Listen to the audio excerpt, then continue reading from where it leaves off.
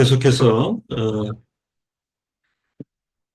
교약 설교 이어가겠습니다. 하나님의 섭리 다섯 번째로 그리스도를 통한 하나님의 통치, 그리스도를 통한 하나님의 통치.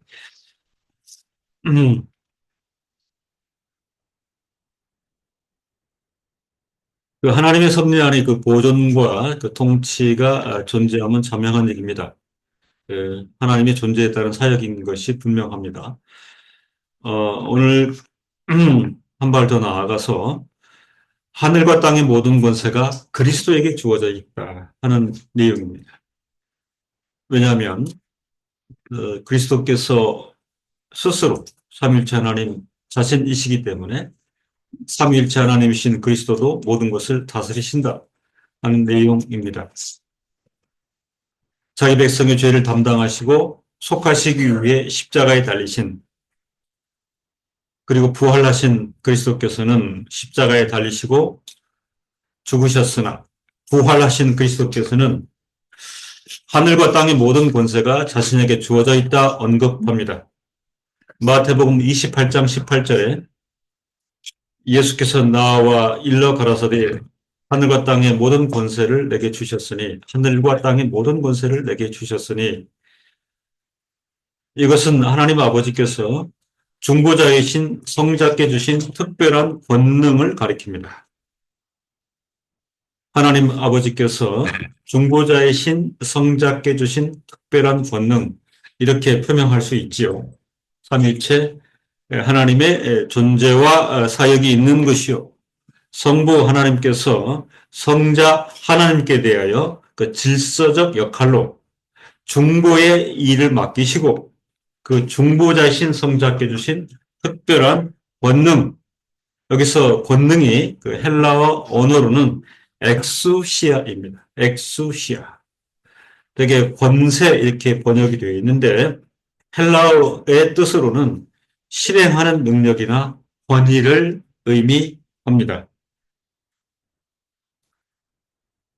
하나님의 섭리 안에서 우주 만물을, 또 지상의 모든 그 질서와 인간사의 모든 역사를 보존하시고 통치하시는 하나님의 사역은 자명하다 말씀을 드렸는데, 삼위일체 하나님이신 예수 그리스도께서 당연히 모든 것을 통치하신다 하는 논리가 맞습니다. 그런데 예수 그리스도께서는 자기 백성의 구속사역, 죄를 담당하시고 십자가에 달리셨으나, 그리고 부활하셔서 승리하신 그리스도의 위상이 있는데, 그 그리스도께서 스스로 자신에 대하여 하늘과 땅의 모든 권세가 나에게 주어져 있다, 이렇게 통치에 대하여 말씀하십니다. 이 통치를 위해서 하나님 아버지께서 중보자이신 예수 그리스도께 특별한 권능을 주시는데, 여기서 이 권세라고 표현한 헬라어가 엑수시아입니다. 실행하는 능력, 권위, 이 능력과 권위를 가지시고 예수 그리스도는 하늘과 땅의 통치자가 되셨다 하는 부분입니다. 다시 정리를 하게 되면, 성부 하나님, 성자 하나님, 성령 하나님, 이렇게 되어 있는 그 삼일체 하나님에 대한 본질적 이해에 있어서 성자 하나님의 존재와 사역의 고유성에 대한 이해가 필요합니다. 삼일체 하나님에게는 존재와 사역에 대한 규정이 있고, 그 삼일체 하나님에는 성부 하나님이 계시고 성자 하나님이 계시고 성령 하나님이 계시며, 그중 성자 하나님에 대하여 존재와 사역의 고유성에 대한 이해가 필요하다 하는 것입니다. 하나님의 교회는 그 삼일체에 대한 그 입장을 늘 살피고 또 반복하고 다지는 이런 과정이 필요한 것입니다. 이것은 신학적으로도 중요하고, 그리고 교회, 그리고 성경 이해라는 측면에 있어서 대단히 중요한 것입니다. 성부 하나님, 성자 하나님, 성령 하나님은 그 존재와 사역에 있어서 본질상 분리됨이 없습니다. 분리되어지지 않습니다. 각 위는 성부 하나님, 성자 하나님, 성령 하나님, 각 위는 절대로 수직적인 계율적인 관계 아래 존재하지 않습니다. 어떤 이가 명령을 하달하고 어떤 이는 수종들며. 그죠? 이 수직적 체계. 그런 원리가 없습니다. 수직적이거나 계율적인 관계 아래 존재하지 않습니다. 위격적 질서하에 3위가 존재하는데 위격적 질서, 오르도, 그죠? 라틴어의 오르도, 질서. 그 영어의 오더는 이제 뭐 주문 이렇게 되고 계급 서열 이렇게 되잖아요. 예, 근데 원래 그 출범한 그 라틴어 그 원어는 질서입니다. 질서. 위격적 질서가 존재하죠. 이 삼위 위격 안에는 위격적 질서가 존재하고 이 세 위격 사이에 상호적 교류가 있을 수 있고 상호적 교류가 있을 수 있고 그리고 각 위격이 갖는 고유한 질서적 역할이 있을 수 있는데 창조와 관련해서는 삼위가 분리됨이 없이 참여하지만 성부 하나님께서 그 대표성을 갖는다. 이런 표현이 있습니다. 그렇죠? 택한 백성의 구속 사역과 관련해서 그죠? 중보의 역할을 맡으시고 예수 그리스도께서 자기 백성을 위하여 성육신 하셨다라고 할 때는 질서적 역할이라. 예수 그리스도께서 떠나가실 때에 내가 가면 보혜사 성령이 너희들에게 와서 이렇게 표현할 때 이것 또한 질서적 역할의 성격이 있는 것입니다. 이러한 고유한 질서적 역할이 있다고 할 때 이러한 것들은 결코 분리나 차별이 아니고 우리가 이해할 측면은 삼위일체 하나님의 존재와 사역이 갖는 부요성으로 이해를 하는 것입니다. 분리나 차별이 아니고 부요성이라. 그리스도에게 부여한 특별한 엑소시아 권능은 그리스도가 머리로 계시는 교회에만 국한되는 것은 아니고 교회 안에서만 행사하시는 그런 엑소시아는 아니고 우리는 하나님이 온 세상을 통치하시고 그리스도는 단지 교회만 다스리시는 것으로 세상 역사와 교회 역사의 차이점을 해석하면 안 됩니다. 기독론 중심이 자칫 잘못하면 이 방향으로 흘러갈 수가 있어요. 그렇죠. 오직 예수가 우리를 통치하시고 교회의 머리 되시다. 이렇게 얘기할 때 치우친 이해일 수 있다 하는 것입니다. 그리스도는 단지 교회만 다스리시는 것으로 세상 역사와 교회 역사의 차이점을 해석하면 안 됩니다.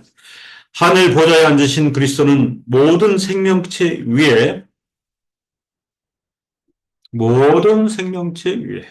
그죠? 우주 만물 그죠? 우주 만물 지상의 모든 것 주어진 모든 것 피조 세계 영역 모든 범위 그의 통치의 홀 헬라어로 라브도스 홀은 막대기 통치자의 지팡이를 상징하는 홀을 드리우고 있는 것입니다. 에베소서 1장 21절로 22절에 모든 정세와 권세와 능력과 주관하는 자와 이 세상뿐 아니라 어느 세상 일컫는 모든 이름 위에 뛰어나게 하시고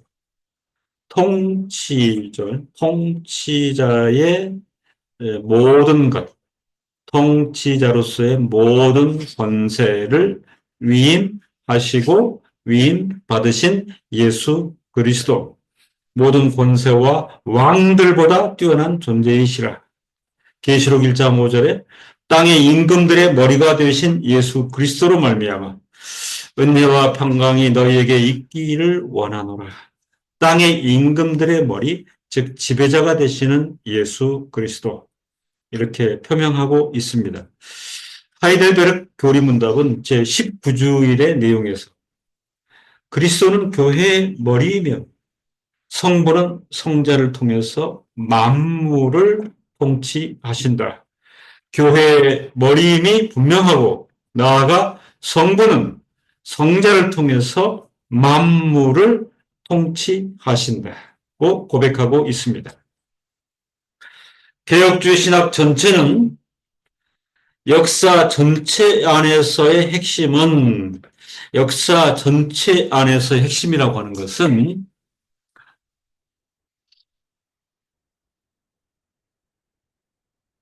세상 역사 가운데 역사의 진행이 있고 진행되는 방향이 있고 그리고 역사 전체가 추구하는 목표가 있다고 할 때 그것은 하나님 나라의 도래이고 그리스도는 반드시 이 역사 안에서 하나님 나라의 도래를 인도하는 왕으로서 통치하고 계신다. 그렇게 규정하는 것입니다. 고린도전서 15장 24절로 26절에 저가 그리스도가 모든 정사와 모든 권세와 능력을 멸하시고 나라를 아버지 하나님께 바칠 때라.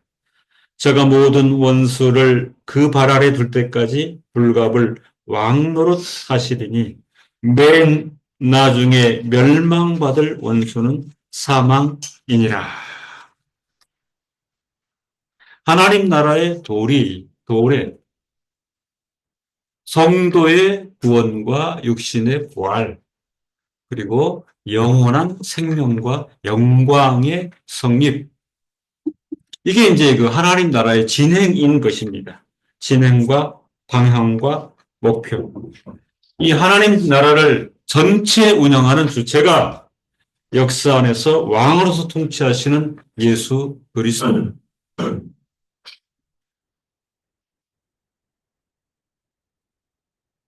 그 왕께서 하나님의 나라를 이루실 때는 승리적 하나님의 나라, 에클레시아 트리움판스 이렇게 불려지는 것이요.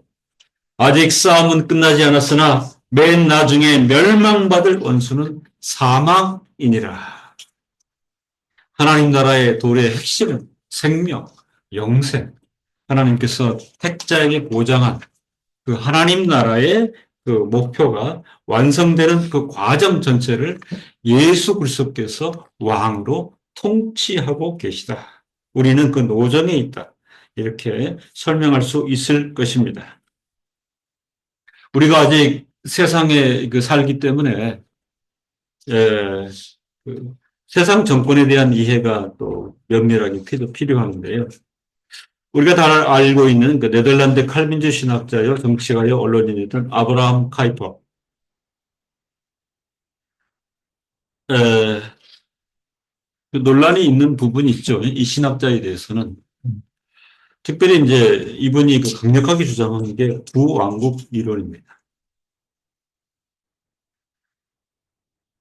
세상의 왕권과 그리스도의 왕권을 분리하여 세상의 왕권이 하나님에게서 직접 유리하며 이를 토대로 정부의 권위가 지상에서 확립되고 그리스도의 왕권은 이 세상에 속하여 있지 않은 것이어서 다른 영역에 적용된다. 이렇게 단선적으로 규정하고 있습니다. 짧게 정리하면 아브라함 카이퍼 역시 크게 보면 이 세상 전체 하나님의 주권이 당연히 미치고 영역 주권이죠. 이건 분명히 이제 인정하는 겁니다. 카이퍼도 그죠? 이 세상 뭐 어떤 영역에도 하나님의 주권은 역력하게 미치고 있다. 학문, 예술, 정치, 경제, 사회 모든 영역에 다 미친다. 이 언급은 분명합니다. 근데 이제 두 왕국 이론은 두 영역은 가시적으로 독립적으로 운영이 되고 국가는 국가의 법칙, 교회는 교회 원리에 따라야 된다. 이제 이렇게 말하는 것은 개혁자로서 그 중세 카톨릭의 그 전횡과 폐해를 인식하기 때문에 그런 겁니다.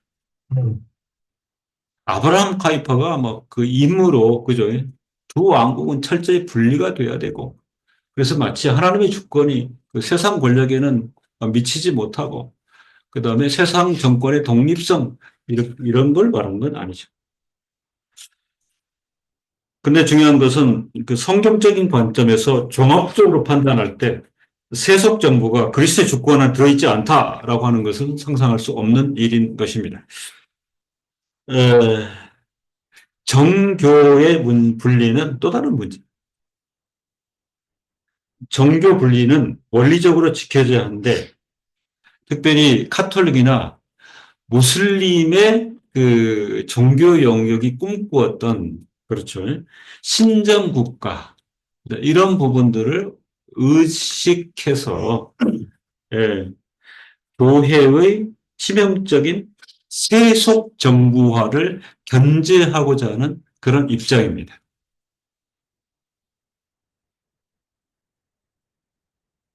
무슬림 국가들은 다 그 무슬림의 그 최고 지도자가 대표적으로 이란 같은 경우를 보면 되죠. 그죠? 그러니까 이런 나라들은 이제 종교권 내 부패가 심하게 되니까 전체 국가가 뭐 그죠? 독재, 호각, 그다음에 뭐 말할 수 없는 부패, 어, 다 그렇잖아 이슬람권들 거의 포기할 상태로. 예. 중세 카톨릭 역사가 또 그런 거잖아요. 교황부터 그 바티칸에 말도 못하는 그런 그 범죄와 부패가 이제 그 세상을 지배하면서, 응? 예, 그 세상에 그 사람들이 얼마나 많이 폐해를 겪었는지 이게 당연히 특별히 그 화란의 개혁주의자들로서는 그리고 칼빈으로서는 이런 부분들 막 신정 국가에서 정부가 이제 그 종교적 부패를 고스란히 가지고 가면서 국민들이 피해를 겪는 이제 이런 부분들을 이런 부분의 폐해가 너무 크기 때문에 부왕국 이론 이런 부분이 그 성립이 되어 있었던 부분이 있습니다. 그러나 성경적인 관점에서 판단할 때 세속 정부가 그리스도 주권 안에 들어있지 않다 하는 것은 상상할 수 없지요. 세상의 정부는 하나님의 은혜로 다스려져야 하며 의였음 신앙고백서도 신앙고백서에서 분명히 밝혔듯이 세상의 정부는 가시적으로 관리들에 의해 통치되는 건 맞습니다. 그죠? 시민들이 뽑고 인정한 관리들에 의해 통치되는 건 맞으나 하나님의 은혜로 다스려져야 함이 마땅하고 하나님을 섬기는 데 세상 정부가 사용되어야 함도 마땅하다. 역사적 개혁주의는 거듭 강조하고 있습니다. 그러나 실제 역사를 살펴보면 세상 정부가 전적으로 하나님 뜻을 완전히 거스르고 사실은 대부분이 그렇죠. 부르심에 신실하지도 못하고 타락했고 또한 사악한 자를 섬겨 앞으로도 섬길 가능성이 있는 것은 또 사실인 것입니다. 하나님을 섬겨야 되는데 사악한 자들을 섬기고 앞으로도 섬길 가능성이 있는 것이 사실입니다. 개혁자 칼빈은 정부는 반드시 법질서를 보호하고 또한 성경적인 의미에서 공의를 시행해야 한다고 천명했습니다. 칼빈이 몸담고 있었던 당시 제네바의 시정을 보면 시 당국과 시의회의 관원들이 시를 지배하고 있어서 자주 칼빈과 입장에 있어서 충돌이 됐었고 그래서 한동안 추방을 당했죠. 칼빈 주장이 너무 강하니까 그죠? 시 당국과 시의회 의원들이 감당할 수 없어서 결의해가지고 칼빈을 제네바 시에서 쫓아냈던 그런 역사들도 있습니다. 분명한 분리가 있죠. 제네바 시는 시 당국과 시의회 관원들에 의해서 지배됐습니다. 칼빈은 시가 세운 설교자, 그죠? 시 목회자로서 설교와 예배를 담당했을 뿐입니다. 개혁자 칼빈은 제네바 단국에 대해서 정부는 반드시 법질서를 보호하고 또한 성경적인 의미에서 공의를 실행해야 한다고 천명했습니다. 칼빈은 시편 2편 10절 12절을 들어서 그런즉 군왕들아 너희는 지혜를 얻으며 세상의 관원들아 교훈을 받을지어다. 여호와를 경외함으로 섬기고 떨며 즐거워할지어다. 그 아들에게 입맞추라. 그렇지 아니하면 진노하심으로 너희가 길에서 망하리라. 그 진노가 급하심이라. 여호와를 의지하는 자는 다 복이 있도다라고 언급하면서 지상의 왕들과 통치자들은 자신들에게 부여된 권세를 그리스도께 복종시켜야 하며 또한 오직 그리스도가 모든 권세 위에 우뚝 서게 해야 한다고 강조하였습니다.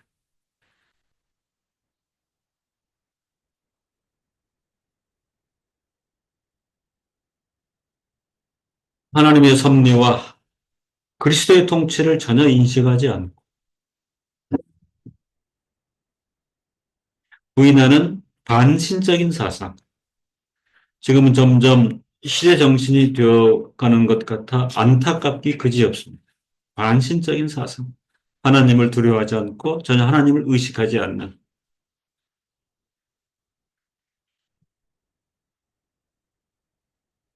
기독교인들과 통계적으로 기독교회가 이렇게 많은 우리나라에 그죠? 대놓고 통치자가 미신과 주술,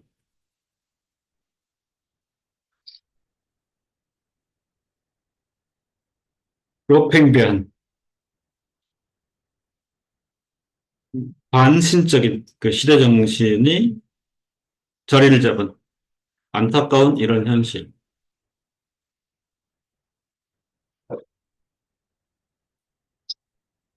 지극히 세속적인 이데올로기가 창궐하고 짧게 말하면 하나님을 전혀 의식하지 않고 오로지 인생들이 사람만 보이고 물질만 말하는 이게 이제 세속적 이데올로기의 정점이죠. 사람밖에 안 보이고 물질만을 말하는 그렇게 평가되고 그것이 가치의 전부가 되는 지극히 세속적인 이데올로기가 창궐하고 하나님을 두려워하지 않은 채 온갖 불의가 판치는 이제는 뭐 정의나 양심이나 정직을 말하기가 점점 힘들어지는 세상. 즉 공중 권세 잡은 악한 영의 지배로 점령을 당한 세상의 모양 같지만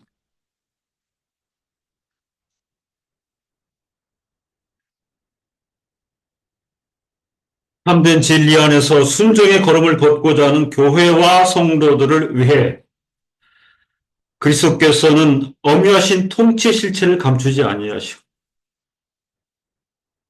자기를 따르는 참된 교회와 성도들을 위해 통치하심을 존재와 사역의 증거로 드러내심을 분명히 믿습니다. 그러므로 참된 진리를 따르는 인내와 신실함이 성도에게 필요하고 인내와 신실함.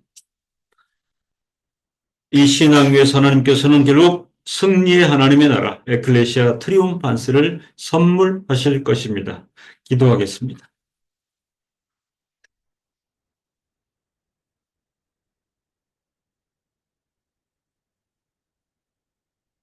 우리 주여 허물을 용서하시고 우리에게 영원한 구원을 허락하신 성자 하나님 예수 그리스도께서는 삼일체 하나님의 위임하에 세상 역사 전체를 관할하는 통치 주체이심을 압니다. 영원한 하나님 나라의 도래를 위해서 승리의 교회의 성립을 위해서 그리스도께서는 오늘도 통치하시고 자기 백성을 지키심을 믿습니다.